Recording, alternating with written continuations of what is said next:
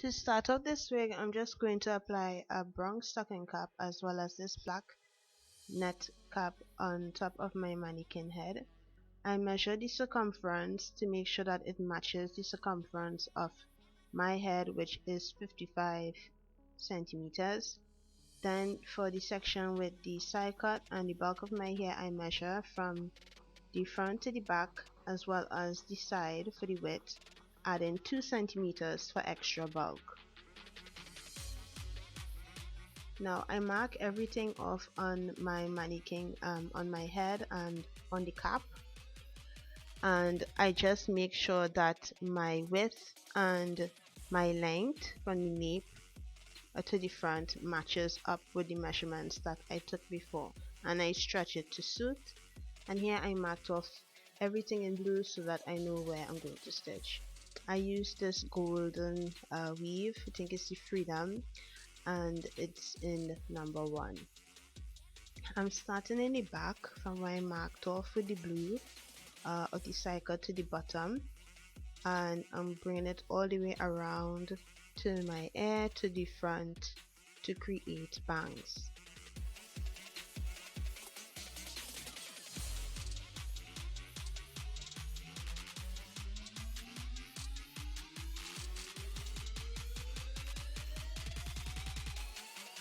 So this is the back,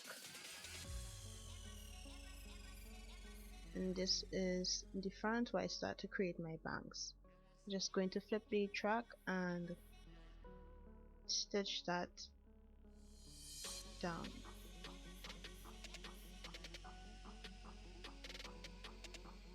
Here I'm showing the direction in which you want to lay the tracks in the front and how you're going to lay them on the side.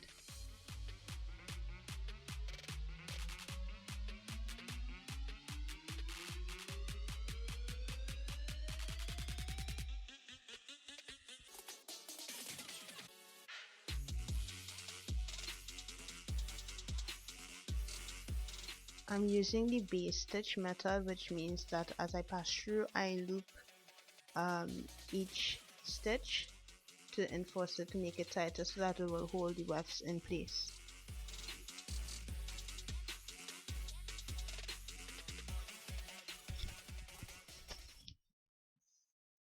When I reach to the end of the track where it meets the blue line for the side cut, I make sure that I knot it at least 2 to 3 times. I do a triple knot Using to hold clips, that in place. I'm going to take advantage of this stretchy band. So I just measure the full bulk of my side cut, of my hair. And what I'm doing, I'm going around like this because my hair falls to the side of my face like this. And this piece I'm doing it down for when I don't want to leave hair out, and I might just leave here on the perimeter, which would not be necessary, hopefully. So I'm going around, so it's a C shape. Okay, I'm going around in a C shape all the way around to here, and I'm just going back and forth, and I'm making sure that my tracks are always straight on the edges, so that it's like a kind of invisible technique. And you just keep going around and around. So you're making sure it lays straight here, and making sure it lays straight here, and you're just going around. And hopefully I'll come back and show you how to do the tops. And I drew in the lines, you can see it in blue here. This section would not be getting any hair.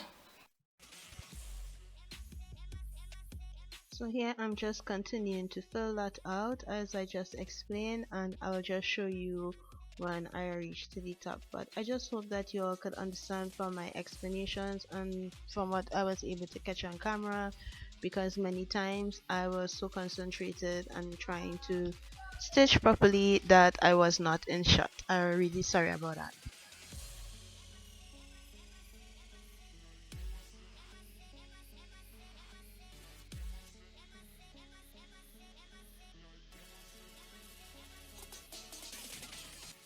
Here to the top, I usually put this part on the inside, but I had forgotten, so I just do a machine stitch with my hand, and I just cut off the excess from the black netted cap.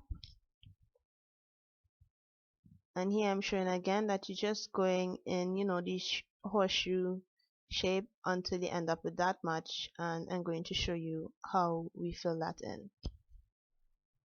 So here we reached to the end, and now you're just going to keep going across. It's going to be really big tracks in the beginning. I'm doubling it here, and as you go on closer to close it off, the tracks that you cut will just be getting smaller and smaller. So this is the only part of the wig where I cut tracks to lay it down, but this is synthetic here, so it's not a big deal actually.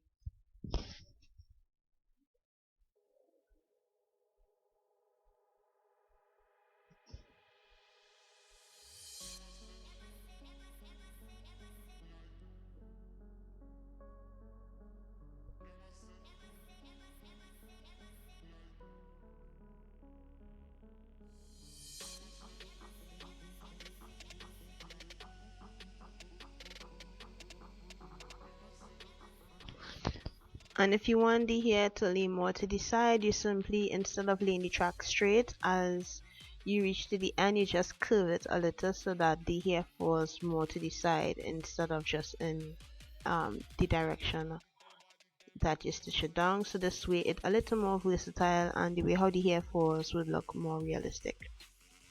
So here I'm just going to keep closing that off. I'm sorry, the rest I did not get on camera. um Here you see me putting the file tracker as well, and I was not in shot again, but I hope that you all understand. So here is the finished product on the mannequin head, and you see here that this side is where I didn't put any of the hair on, and I'm just going to, tuck my hair away and slap it on, as you say, and I just make sure I pull down all that part, and I'm going to use these pins to tuck the cap away. So I push it under, and I just pin it in place to make sure none of the cap is showing. And this part is kind of difficult to show. You have to figure out how you're going to pin it away, depending on how you want the hair to fall and everything, and you could even shift it more to the back or more to the front. And I marked it off so much in blue, the blue kept showing, but yeah. So this is, I just tried to fix it, and I'm just using the viewfinder as my guide, which I can really see well. It's a lot better when I do it in the mirror, but hopefully you'll be able to see how I install it. For now, I would not. Another option would be to cut it, folding the cap on the inside, and then add on clips. But this is a little damaging to the hair, so I prefer to do this method. So yeah, these were the final results and the back, and then I felt a bit of cap there, so I'm going to just fix it. So this is basically how I got my wig, and I repeated myself. I don't know why I was doing that. So yeah, and this is just me playing around in the hair basically afterwards, and trying to see how versatile it is. So yeah.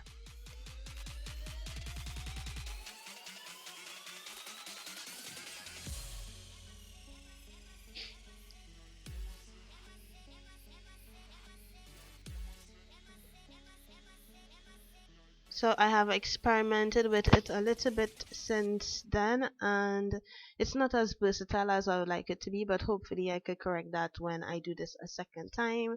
Thank you all so much for watching. Don't forget to follow me on Snapchat and on Instagram, and I will see you all next time. Bye bye.